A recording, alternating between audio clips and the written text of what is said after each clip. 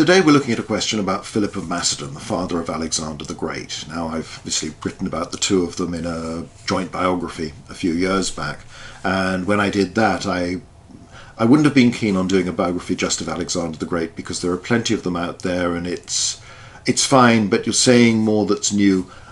What I felt was important was to set his career in the context of his father's, because Philip had revolutionized the balance of power within Greece and changed the nature of the Macedonian kingdom, made the Macedonians far stronger, created the military system, the army that Alexander would lead, not just in terms of its tactics and the way it functioned, but the bulk of the men that Alexander would lead across to Asia in 334 BC, they were Philip's men. They were Philip's soldiers commanded by Philip's officers and trained in the way and used to winning under Philip. So the question is, if Philip had survived and carried out his invasion of the Persian Empire, do you think his campaign would have been as successful as Alexander's was? As with any what-if question of history, you can't provide a definitive answer. So all we can do is speculate and try and think through, well, these are the factors involved, so how likely does it make these things to have happened? After all, we never quite know. Philip was murdered. Had he not been, he could always have caught a sickness and died, fallen off his horse and broken his neck weeks, months later. Alexander the Great, at the Battle of Granicus, the first major encounter of his Persian expedition, was nearly killed. He was struck on the head, one of the plumes of his helmet sheared off, the Persian was raising his arm for another blow when Black Clitus cuts off his arm. Alexander could have died then, and he could have died in many of the other actions. Like Philip, he led from the front, he took a lot of chances, suffered a whole long series of wounds. So at any of those points, if Alexander had died or been crippled at the Granicus, then the Alexander campaigns that we know would not have happened, because it very much depended on him. He was young, he had no clear heir, and he'd yet to prove himself. And it's part of the reason why he fights in this particularly aggressive style, apart from being his nature, apart from being expected by a Macedonian king, at least in the light of how Philip had behaved, but also there's an element he's got to prove himself in the eyes of all these tough old campaigners, both the Macedonian aristocracy, but also the soldiers he's leading, the hetairoi, the companions, at all levels. They're part of the same people, they're sharing in this enterprise. So lots of things could have happened. Alexander's campaigns rely on a lot of chance, a lot of good luck. Had he died at any stage, they wouldn't necessarily have happened in the way that we know. In Philip's case, well, Philip is only in his 40s when he's murdered, so he's still fairly hale and hearty, and while being in your 40s sounds quite good for the ancient world, an awful lot of people in this period, particularly Macedonians, but Greeks, Bardilis, the Illyrian king, they seem to be really tough old birds, and they keep on going. If somebody doesn't kill them, they tend to live a very long time. And you have these leaders who are active well into their 80s and sometimes beyond. It's hard to explain. It's striking because you don't get this to the same extent in Roman society. The age-based structure of Roman politics, even in the imperial period, means you get relatively few very active old men. And that may be because of Roman lifestyle, Roman genetics, whatever it might be. They're just not living as long, or they're killing each other off at a more impressive rate. But also the idea is, you're consul at 42, that's the pinnacle of your career, maybe you'll get a second consulship. An army commander who's pushing 60, like Pompey in the Civil War, is considered pretty old. Crassus, similarly, when he goes out to attack the Parthians, is rather old, and this is not thought of as that good a thing, even if the person like Pompey shows themselves still to be sprightly and energetic and just as good at riding their horse, throwing the javelin and doing all these things as the young recruits that he's trying to teach. But had he not been murdered, there is no reason to believe that Philip might not have lived on for several decades of very active life. Yes, he limps, yes, he's lost an eye, but it doesn't seem to slow him down that much.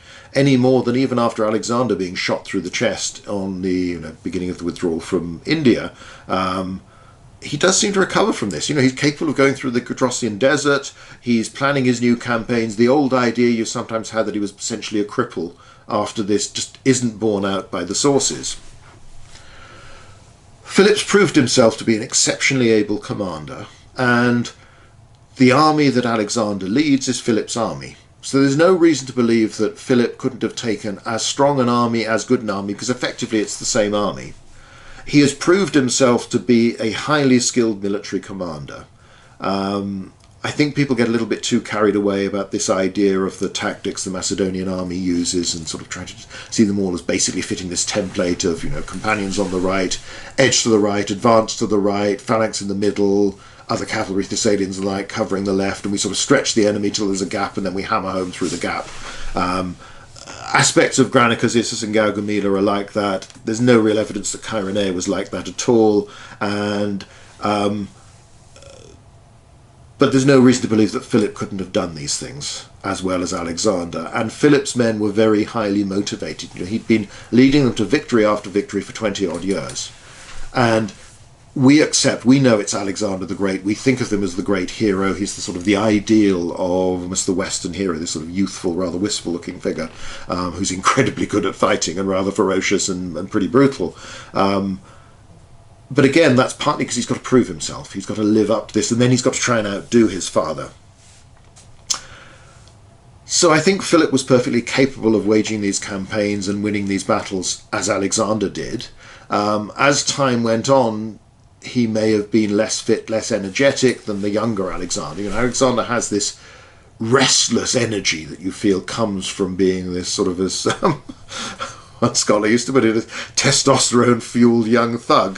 If you're not being kind to the man, but there is an element of this man just can't sit still. He's got to keep going. He's got to keep attacking. He's always aggressive. He's always got to prove himself. His pathos, this desire to excel, to show off, to do better, to do more, to outdo anything, to do what's previously been considered impossible. So there's probably more energy to Alexander, and that might perhaps be reflected by the overall scale of ambition. So you can see Philip winning against the Persians, winning against Darius, but would he have been more inclined, like Parmenio, as they suggest, to accept a deal whereby he took the western half of the Persian Empire? It's hard to know. Philip was more of a consolidator than Alexander. He also supposedly was prouder of the victories he won through diplomacy rather than military force. You can't ever really see Alexander saying the same thing. Alexander likes to have won a battle. So perhaps Philip would have been less ambitious. Perhaps he wouldn't have kept going. As I say, maybe he wouldn't have kept going quite so quickly. Perhaps he wouldn't have taken the risks that Alexander took. Again, that can be an age thing as much as anything else. The older you get, the more easy it is to imagine that things could go wrong, to see the problems. When you're young, you think you're bound to win, and you imagine, everyone's fully convinced the world revolves around them and they can do absolutely anything they want. And if you're a king like Alexander, and if you've got the talents of Alexander, well, the world keeps seeming to suggest to you, yeah, you can do what you want because you keep on succeeding, you keep on winning. So maybe he wouldn't have pushed so far. And I remember being told when I was learning to ride as an adult that, this is something much better to do when you're young, because when you're young you don't imagine you can get hurt, and so you will take all the jumps without any hesitation at all. When you're older, you start to think maybe, and that will transfer to the horse you're riding. But again, we don't know. So I would say I think Philip could have done some of what Alexander did, and almost certainly would have done similarly well in those early years. And I think everything that, in a sense, the army does under Alexander in those early years is very much from Philip's playbook, done by Philip's men, by Philip's subordinates. Whether he would have pushed on, whether Philip would always have felt himself more strongly than Alexander to be the king of Macedonia and wanted to consolidate, take territory to the west, win glory, get plunder, but wouldn't have been thinking about, well, let's keep going, let's conquer some more. I'm inclined to think that way, but that is speculation. As I say, we don't know what would have happened. And again, Philip could have got himself killed early on in the Persian campaigns. He might have fallen at Granicus or Issus or one of the other battles, or at Tyre, the siege there. If Philip had fallen on campaign, it's not entirely clear what role Alexander would have been playing, and indeed whether he would have accompanied his father throughout the campaigns. If Philip had died, who then would have become heir? Would Alexander have succeeded? And if so, how easily? What would have happened in Greece if you'd had the rebellion of Thebes? Perhaps other states would have joined if they'd thought, well, the main Macedonian army is the other side of the Aegean. Perhaps, even further, if depending on when it happened, if places like Persepolis, they're about 2,000 miles away from Greece. They're a very long distance, let alone when you've gone further. So there are so many what-ifs that come into this. So that's my argument. I think Philip would have done pretty well. He might well have done much the same. I don't think he would have quite had the lack of restraint or the greater ambition, depending on which spin you want to put on it, of Alexander, so he probably wouldn't have pressed on quite so far. On the other hand, would he have created an empire that would have lasted longer if he'd taken less? Again, it's a what if. We just never know. There are so many factors. You're changing one thing, as a result everything else along the route changes as well, and you just can't say, oh well, yes, this would have been fine, and this would have been the great empire that would have survived and would have been able to deal with anything the Romans threw at it in later centuries. Who knows? We really do not know what could have happened. All we do as historians is try and understand what happened, how it happened, why it happened. And while we have to remember all the time that chance played a huge role in this, things didn't have to happen that way. It was not inevitable. Nevertheless, that's what we're dealing with. That's what did happen. There aren't all the other possibilities being played out. And there are, as I say, so many things where a decision is made and life goes along that path. You can't go back and make another one. You don't know what's going on, what one change would make. So on the whole, I think Philip would have done much the same as Alexander, but not necessarily kept on going. But again, that's just a guess.